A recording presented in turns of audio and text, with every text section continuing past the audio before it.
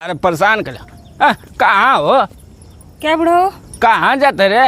मैं जा रही हूँ। कहाँ जाते हो? अरे हम अपने आदमी से तंग हो गए हूँ, बहुत दारू पी पी के बहुत मतलब उपद्रव कर दिए हैं घर में।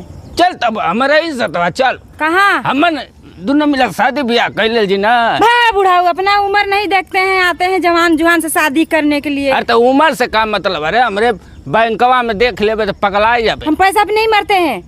अरे एकदम पगलाइल का है वो। अपना पैसा अपने पास रखिए, ठीक ना? हमको पैसा वैसे नहीं चाहिए। चल ले। भाई बुढ़ाऊ हम नहीं जाएंगे, हमारा जाइए। घरवा वाला नहीं हम जा रहे हैं अपने, मतलब चले जाएंगे मायके ना, आप जाइए, मैं नहीं जाऊंगी आपके साथ। भाई बुढ़ाऊ मैं नहीं। अरे चल तू ना हो। मेरा खुद ही वैसे ही नसीब फूटा है, फिर से दोबारा वही हाल हो जाएगा। अरे हमारे बुढ़िया उलट के लिए अरे अरे नहीं बाबा, नहीं नहीं, जाइए आप। आई रे दादा है ना हो का किस्मत फूट गई। इतना बढ़िया हम अकाउंटवा में रख ले 2-3 लाख रुपया। राज कर तू हो।